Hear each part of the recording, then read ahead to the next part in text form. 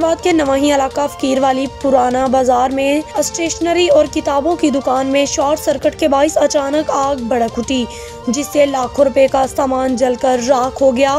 आग की शिद्दत ज्यादा होने के बाइस आग गोदाम तक भी पहुंच गई।